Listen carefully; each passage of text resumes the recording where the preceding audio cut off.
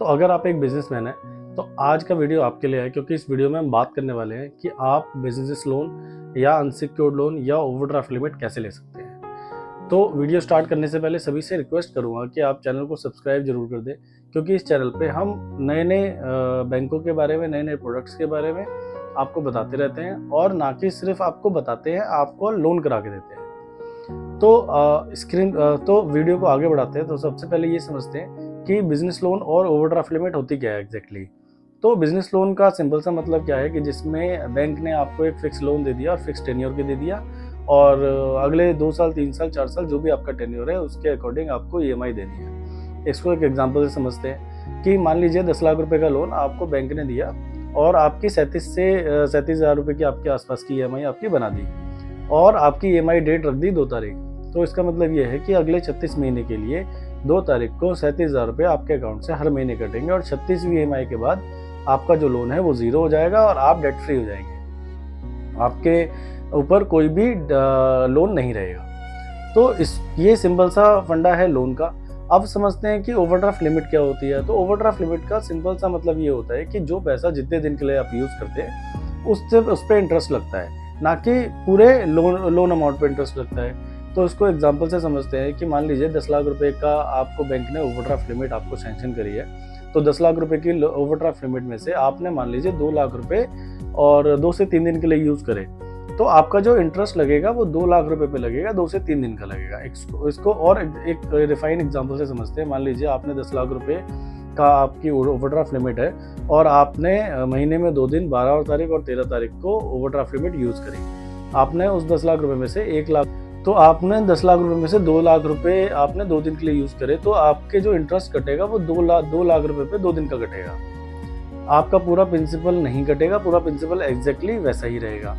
अब बात करते हैं कि क्या आपका प्रिंसिपल भी कटेगा ओवरड्राफ्ट लिमिट में। तो ऐसा बिल्कुल भी नहीं है। आपकी ओवरड्राफ्ट लिमिट जैसे 10 लाख रुपए की है वैसे ही 10 लाख रुपए की रहेगी, और आपका जो इंटरेस्ट है वो सिर्फ यूज्ड अमाउंट पे, जो आपने पैसा यूज़ करा उसी पे लगेगा, और सिर्फ इंटरेस्ट पार्ट आपके अकाउंट से डेबिट होगा। तो अब बात करते हैं कि जो ओवरड्राफ्ट लिमिट है और जो बिजनेस लोन है ये कितने तरीके के होते हैं। तो ये 2 तरीके के होते हैं। एक होता है सिक्योर्ड, एक होता है अनसिक्योर्ड। सिक्योर्ड का मतलब जिसमें आपने अपने घर, गाड़ी, कोई प्रॉपर्टी, कोई दुकान, मकान, कोई वेयर हाउस आपने बैंक के पास गिरवी रखा हुआ है।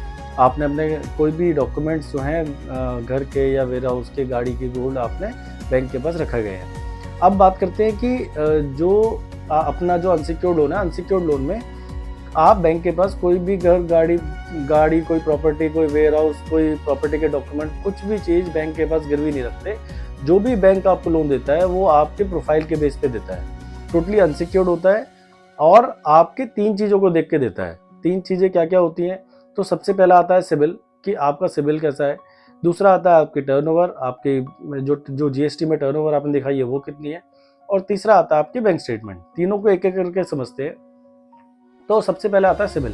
तो सिबिल का सिंपल सा मतलब ये है कि आपने जो लोन आज तक लिए वो आपने कैसे चलाए, वो आपने सही चलाए, खराब चलाए, अच्छे चलाए, बेकार चलाए। सिबिल का सिंपल सा मतलब ये है। तो मान लीजिए आपने पहले कोई भी लोन लिया हो, 1, 2, 4, 5, जो भी 10, 12 जो भी लोन लिया आपने, गाड़ी का, बाइक का, business loan, home loan, lab, तो वो आपने कैसे चलाए। अब मान लीजिए आपका जो सिबिल स्कोर है, सिबिल जो कंपनी है ये हर कस्टमर को स्कोर दे देती है, जिससे पता चल सके कि आपने लोन कैसे चलाए हैं। अब मान लीजिए आपका सिबिल स्कोर 750 और या 750 से ज़्यादा है, तो इसका मतलब ये है कि आपने जो भी लोन लिए वो आपने बहुत अच्छे चलाए, कोई कहीं दिक्कत नहीं हुई, कोई किसी की ईएमआई में कोई दिक्कत नहीं है। अब मान लीजिए 700 से 750 के बीच में अगर आपका सिबिल है, तो उसका मतलब ये है कि आपने कहीं ना कहीं किसी न किसी लोन में दिक्कत करी है, जिसको आपको बहुत जल्दी सही करना पड़ेगा, अदरवाइज आपको दिक्कत हो जाएगी, आपको लोन नहीं मिलेगा। अब बात करते हैं कि अगर आपका सिबिल 700 से भी कम है, और जितना कम है उतना खराब होता है, और 700 से कम का मतलब ये होता है कि आपने कभी ना कभी किसी ना किसी लोन में दिक्कत करी हुई है, कहीं ना कहीं ओवरड्यू करा हुआ है, आपने बैंक के पैसे लेके वापस नहीं करे हैं। तो अगर आपका सिबिल थोड़ा सा ऊपर नीचे है तो आप अपने सिबिल को सही करो, और सिबिल सही करने के लिए भी आप हमें कॉल कर सकते हो। हम आपको सिबिल को सही करने की भी हेल्प करते हैं। अब दूसरे पॉइंट पे आते हैं कि भाई आपकी टर्नओवर। तो टर्नओवर का सिंपल सा मतलब ये है कि जो टर्नओवर आप अपने जीएसटी 3B पे दिखाते हैं। तो जीएसटी 3B का मतलब जो टर्नओवर आप गवर्नमेंट को दिखाते हैं कि भाई मेरी टर्नओवर इतनी है। हमें उस टर्नओवर से कोई लेना देना नहीं है, या फिर बैंक को उस टर्नओवर से कोई लेना देना नहीं है जिसकी लिखा पढ़ी कहीं भी नहीं है। आपने कैश में माल लिया, कैश में सेल कर दिया, वो पैसा भी कैश में आया, और जो माल आपने परचेज करा वो भी कैश में करा, जो सेल करी वो भी कैश में करी, और जो प्रॉफिट हुआ वो भी कैश में हो गया। तो इसका मतलब ये है कि ये जो सेल है, जो कैश की सेल है, ये कहीं पे भी लिखा पढ़ी इसकी हुई नहीं, तो ये कभी भी गवर्नमेंट की नज़रों में सेल नहीं मानी जाएगी। सेल सिर्फ वही मानी जाएगी जो आप GST 3B में फाइल करते हो, जिस पे आप SGST और CGST पे करते हो। तो कोशिश करो अपनी ज़्यादा से ज़्यादा सेल को अपने GST पे लेके आओ, और कैश की सेल को कम से कम करो, क्योंकि उसका बेनिफिट आपको आज मतलब इन फ्यूचर नहीं मिलता है।